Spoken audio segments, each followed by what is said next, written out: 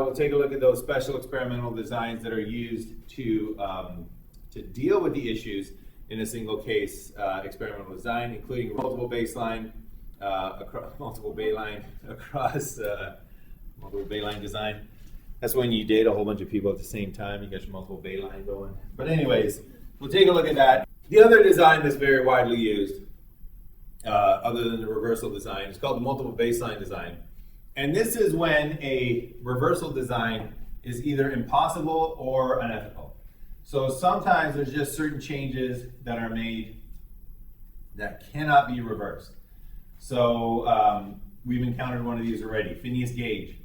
When Phineas Gage had that behavioral change because that spike went through his jaw and into his brain, his behavior changed. You cannot reverse that treatment. You can't put that brain back in and see if his behavior goes back to previous levels.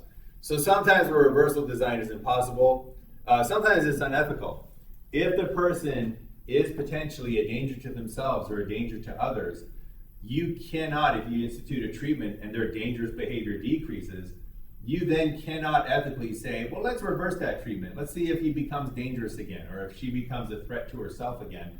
That would be unethical. However, you still need to know if it's your treatment that's being effective. So one thing that we can do in that case is we can use this multiple baseline design. So what we're going to see in the video is a multiple baseline across behaviors. You can also do it across situations, and you can also do it across individuals if you have maybe more than one individual, like 2 or 3. But we're going to see multiple baseline across behaviors. So we'll start with that. And this is when several different behaviors are measured, and you treat each of them after different baselines have expired. So this takes advantage of the fact that oftentimes people who are seeking clinical treatment oftentimes have more than just one issue, right? And that's true of anybody. I mean, if you ask somebody, do you have any bad habits? It would be very rare for the person to say, yes, I have one and only one bad habit. There's only one thing about myself that I would like to change, and if I did, I'd be perfect, right? Usually there's more than one thing that we would like to change about ourselves. And it's no different for people seeking professional help. Sometimes there's several different behaviors that can be treated. So what you would do in a multiple baseline design is you would treat those again at different baselines. So say this individual comes in and they say, you know what, I suffer from panic attacks. I really need help with my panic attacks. You as a clinician might notice that they have other behaviors that maybe need to be resolved as well. So they might be comorbid with OCD. They might have OCD at levels that haven't bothered them, but are still enough to be treated. Yep? No? Okay. And they might also suffer from agoraphobia, right? They might have a fear of just going outside.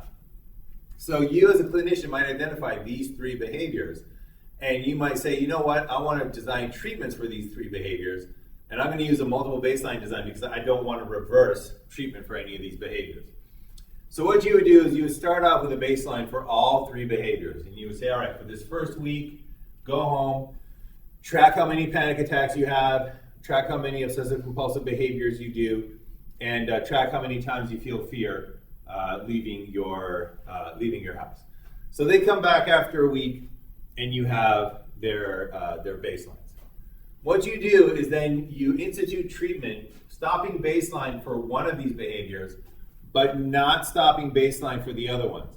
So you start treating the panic attacks, but you don't treat the OCD, you don't treat the agoraphobia, and you institute a treatment for the panic attacks and see what happens. And let's say that the panic attacks are reduced. What we're looking for in a multiple baseline design is we're looking for this treatment to affect only the behavior that we treated and not the other behaviors. Because the idea here is that if something else occurred, then we would have a chance that that something else would affect the panic attacks, and or it would affect the OCD, and or it would affect the agoraphobia. Because if a random something else occurs, then it would randomly affect one or more of these other behaviors.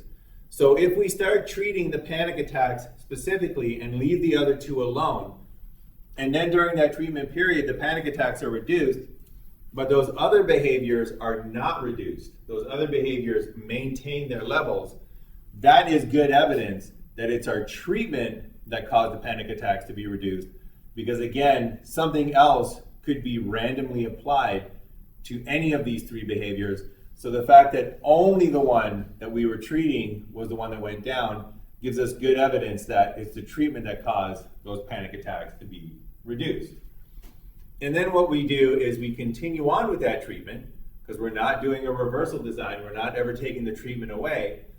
But then what we're going to do is we're going to start treating one of the other behaviors. So after the second baseline, so OCD was on a 2-week baseline. After the 2 weeks, you would say, all right, here's the treatment for obsessive compulsive disorder. This is what I want you to do for the obsessive compulsive disorder. And let's say that obsessive compulsive disorder is reduced.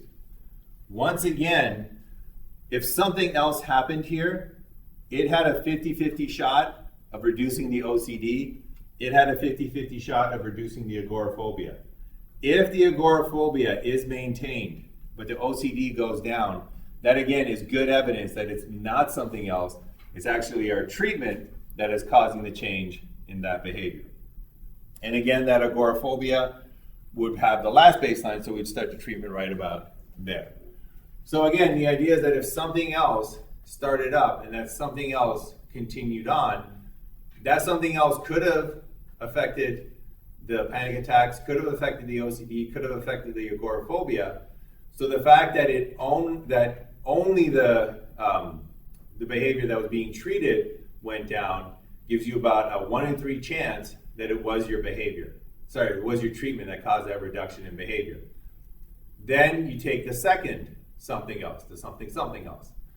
And if that something else started when that second round of treatments began, again, it could have affected OCD or it could have affected agoraphobia, 50-50 shot, multiply that with the 1 out of 3 shot, and you keep bringing down the probability that these something else's have occurred, and you keep increasing the probability that it in fact was your treatment.